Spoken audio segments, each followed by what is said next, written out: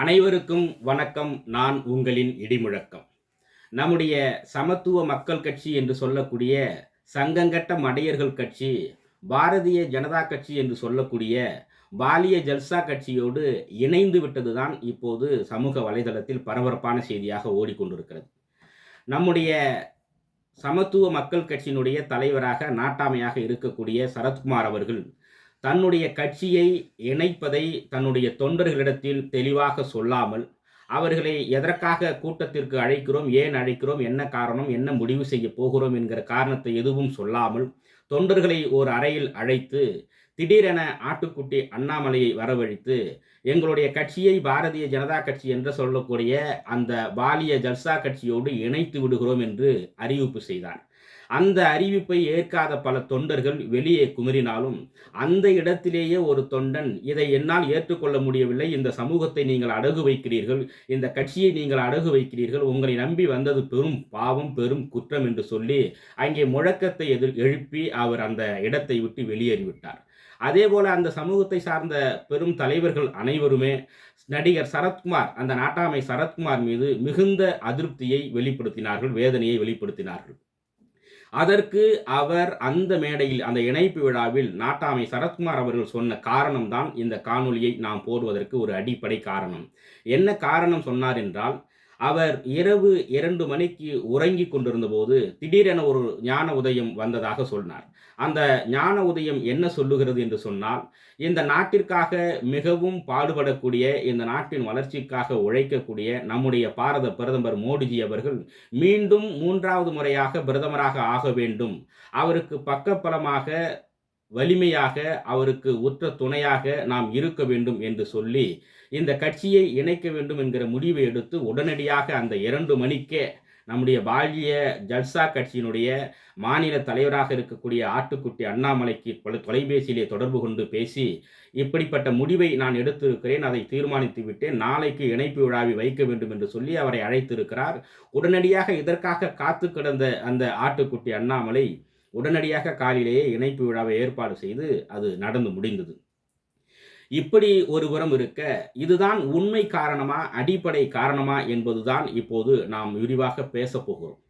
நம்முடைய நடிகை ராதிகா அவர்கள், அதாவது சரத்குமார் அவர்களின் மனைவியாக இருக்கக்கூடிய ராதிகா அவர்கள், அவருடைய வட்டத்தில் வேறு விதமான கதைகள் சொல்லப்படுகிறது. உண்மை காரணம் அதுவல்ல, இது வேறு காரணம் என்று சொல்லப்படுகிறது. அது என்ன காரணம் என்று சொன்னால், நம்முடைய கூத்தாடி குஷ்பு அவர்கள் தொடர்ந்து பல இயக்கங்களில் பயணப்பட்டவர். தொடக்கத்திலேயே திராவிடர் கழகம், அதன் பிறகு திராவிட முன்னேற்றக் கழகம், அதன் பிறகு காங்கிரஸ் பேரியக்கம், இன்றைக்கு பாலிய ஜல்சா கட்சி.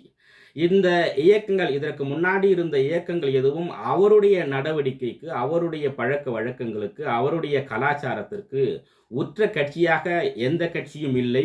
நம்முடைய நடவடிக்கைக்கு குத்தாட்டம் போடுவதற்கு பாலிய ஜல்சா கட்சியான பாஜக தான் சரியாக இருக்கும் என்று சொல்லித்தான் அங்கே போய் சேர்ந்தார். ஆனால் நடிகர் சரத்குமார் அவர்களுக்கு கூத்தாடி அந்த குஷ்பு அவர்கள் பாரதிய ஜனதா கட்சியில் தான் இருக்கிறார் என்று அவர் இதுநாள் வரையில் தெரிந்து கொள்ளவில்லை. சமீபத்திலே அவர் மகளிர் உரிமை தொகை 1000 வழங்குகிறதே தமிழ்நாடு அரசு, அந்த தொகையை, அந்த திட்டத்தை கொச்சைப்படுத்தக்கூடிய வகையில் 1000 ரூபாயை பிச்சை போட்டால் மக்கள் வாக்களிப்பார்கள் என்று சொல்லி ஒரு பெரிய சர்ச்சைக்குள்ளான பேச்சை பேசி, பிறகு அதற்கு வருத்தமும் தெரிவித்து, நான் பாரதிய ஜனதா கட்சியில் தான் இருக்கிறேன் என்பதை வெளிக்காட்டியிருக்கிறார் ஊடகத்தின் மூலம். இதை பார்த்த நம்முடைய நாட்டாமை சரத்குமார் அவர்கள் ஒரு கனவு கண்டிருக்கிறார். என்ன கனவு தெரியுமா? இரவு 2 மணி, மீண்டும் அந்த பழைய நினைவுகள் திரும்பக்கூடிய வகையில் நிறைய பாடல்கள் அவருக்கு கனவாக வந்தது. அந்த பாடல்களை, மிக முக்கியமான பாடல் 2 பாடல். அந்த 2 பாடல் கேட்டவுடன் தான் அவருக்கு பழைய நினைவுகள் வந்து, மீண்டும் நாம் குஷ்புவோடு இணைவதற்கான ஒரு அரும்பெரும் வாய்ப்பு கிடைத்திருக்கிறது, அதை பயன்படுத்தி கொள்ள வேண்டும் என்று சொல்லி, இதோடு எத்தனை கணவர் என்று தெரியாது, ஆனால் ராதிகா அத்தனை கணவரையும் தாண்டி இன்றைக்கு சரத்குமாரோடு வாழ்ந்து கொண்டிருக்கிறார். அவரை பற்றி கொஞ்சமும் கவலைப்படவில்லை. ஏற்கனவே அவருக்கு 2 மனைவி இருக்கிறது, அதை பற்றி அவர் கவலைப்படவில்லை. ஆனால் பழைய சிநேகிதியாக, பழைய உறவாக இருந்த குஷ்புவோடு இணைவதற்கு ஒரு வாய்ப்பு கிடைத்திருக்கிறது. என்று சொல்லித்தான் இந்த முடிவை அவர் எடுத்திருக்கிறார். அதுவும் குறிப்பாக இந்த முடிவுக்கு காரணம் 2 பாடல்கள் அவருடைய கனவில் வந்ததாக சொல்லப்படுகிறது. அந்த 2 பாடல் என்னவென்று தான் இப்போது நாம் இந்த காணொளியில் பார்க்க போகிறோம். மிகப்பெரிய அளவில் தமிழ்நாட்டில் ஒரு பெரிய தாக்கத்தை உண்டு செய்த, அதேபோல சரத்குமார் அவர்களுக்கு ஒரு பெரிய பெயரை பெற்றுக் கொடுத்த, புகழை பெற்றுக் கொடுத்த நாட்டாமை படத்தில் ஒரு பாடல் இருக்கிறது. அந்த பாடல் தான் அவருக்கு இப்படிப்பட்ட ஒரு ஒரு உந்துதலை தந்ததாக ராதிகா வட்டம் சொல்லுகிறது. என்ன பாட்டு என்றால், கொட்டப்பாக்கு கொழுந்து வெத்தலையும் பொட்டாவாய் செவக்கும், மச்சானியும் மச்சினி நானும் தொட்டா தூள் பறக்கும், கொட்டாப்பாக்கும் கொழுந்து வெத்தலையும் பொட்டாவாய் செவக்கும், மச்சானியும் மச்சினி நானும் தொட்டா தூள் பறக்கும், நாக்கு செவக்க சுண்ணாம்பு வேணும், நானும் செவக்க மாப்பிள்ளை வேணும், நாக்கு செவக்க சுண்ணாம்பு வேணும், நானும் செவக்க மாப்பிள்ளை வேணும், தாலி கட்டியதும் தாலிக்க வேணும், கொட்டா பாக்கும் கொழுந்து வெத்தலையும் பொட்டாவாய் செவக்கும். இந்த வரிகள் ரொம்ப முக்கியமா அவருக்கு ஒரு உந்துதலை கொடுத்துதான். தாலி கட்டியதும் தாலிக்க வேணும், இந்த வார்த்தை தான். அதே போல தாமரை பூவும் இருக்கு, சந்தன பூவும் இருக்கு, 2ல 1 பார்க்கட்டுமா, கற்பனையெல்லாம் உனக்கு கச்சிதமா இருக்கு, கண்டதையெல்லாம் கழிக்கட்டுமா, பொத்தி மறைச்ச ஆசைகளால பொட்டும் துடிக்குது புருவத்தின் மேல, ராத்திரி கத்திரி வெயிலும் கொதிப்பது போல, காய்ச்சல் அடிக்குது இடுப்புக்கு மேல, காதல் பொறப்பு கழுத்துக்கு கீழே, காதல் பிறப்பது கழுத்துக்கு கீழே. இந்த பாடலும் அவருக்கு அந்த 2 மணி வாக்கிலே மிகப்பெரிய தாக்கத்தை உருவாக்கியதாக அவர்கள் சொல்லுகிறார்கள். இதெல்லாம் கேட்டால் நமக்கு சிரிப்பு தான் வருது. இருந்தாலும் இதுதான் முக்கிய காரணமாக ராதிகா வட்டம் சொல்லப்படுகிறது. மச்சான் நீயும் மச்சினி நானும் தொட்டா தூள் பறக்கும், வெத்தலை போட்ட ஓதட்டில் நித்திரை போட துணிஞ்சி சித்திரவதை செய்ய போறியா, வெத்தலை கையில் எடுத்து முன்னும் பின்னும் தொடச்சி காம்பு கிள்ளி தார வாரியா, சுத்தி வருவது சோதிக்கத்தானே சுந்தரி அழகு சாமிக்குத்தானே, கற்பூரம் எதுக்கு காமிக்கத்தானே, காட்டிலும் எதுக்கு சாதிக்கத்தானே, இது காட்டிலும் அல்ல கட்டிலும், கட்டிலும் எதுக்கு சாதிக்கத்தானே, சரணம் முடிஞ்சா பல்லவிதானே. இப்படிப்பட்ட இந்த பாடல் தான் அவருக்கு ஒரு பெரிய உந்துதலையும் பழைய நினைவையும் கொண்டு வந்ததாக அவர் சரியாக சொல்லியிருக்கிறார்கள். அதே போல இன்னும் ஒரு பாடல், ஒரு பாடல் முடிந்து விட்டது. இன்னொரு பாடல், அந்த பாடல் தான் இவருக்கு இன்னும் ஒரு கூடுதலான ஒரு பழைய நினைவுகளை கொண்டு வரக்கூடிய வகையில் அது அமைந்தது. அது என்ன பாட்டுன்னா, ஒரு நல்ல பாட்டு, அருமையான பாட்டு, தமிழ்நாடு முழுக்க கேட்டு மூலை முடுக்கெல்லாம் கேட்டு இளைஞர்கள் கவர்ச்சியை உருவாக்கக்கூடிய ஒரு பாடலாக அந்த பாடல் அமைந்தது.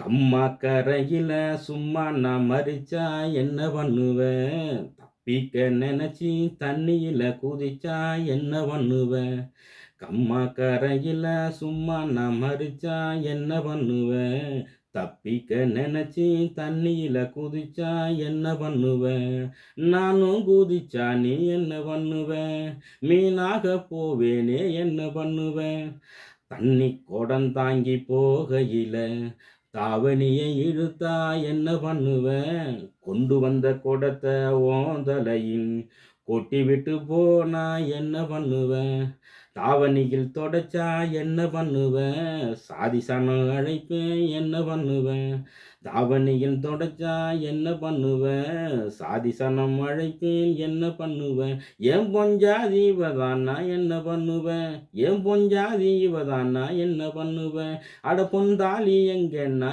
என்ன பண்ணுவேன், அட பொன் தாலி எங்கன்னா என்ன பண்ணுவேன், கம்மா கரையில சும்மா நான் மறிச்சா என்ன பண்ணுவேன்? தப்பிக்க நினைச்சு தண்ணியில குதிச்சா என்ன பண்ணுவேன்? நானும் குதிச்சா நீ என்ன பண்ணுவ? மீனாக போவேனே என்ன பண்ணுவ?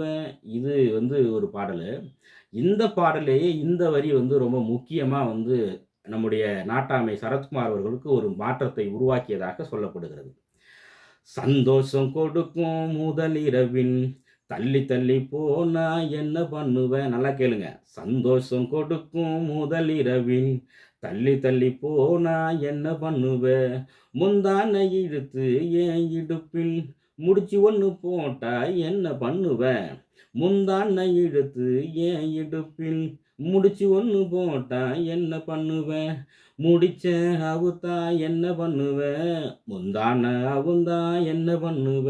ஏன் முடிச்ச அவுத்தா என்ன பண்ணுவ? முந்தான அவுந்தா என்ன பண்ணுவ? வாய் விட்டு சத்தமிட்டா என்ன பண்ணுவ? உன் வாய நான் அடைச்சு விட்டா என்ன பண்ணுவ? கம்மா கரையில சும்மா நான் மறிச்சா என்ன பண்ணுவேன்? தப்பிக்க நினைச்சு தண்ணியில குதிச்சா என்ன பண்ணுவேன்? மீனாக போவேனே என்ன பண்ணுவேன்? இப்படி வந்துகிட்டே இருக்குது அந்த பாட்டு.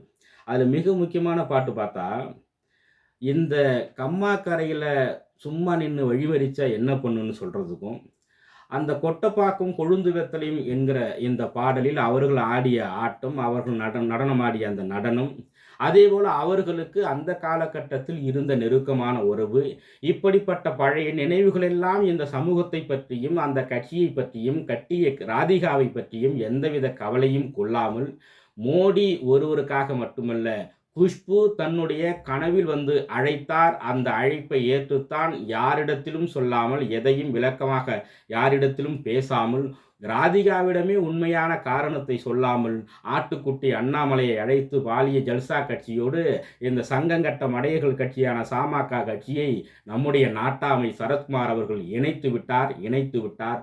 இதுதான் உண்மையான அடிப்படை காரணம் என்று சொல்லி மீண்டும் சந்திப்போம் அடுத்த காணொளியில். நன்றி, வணக்கம்.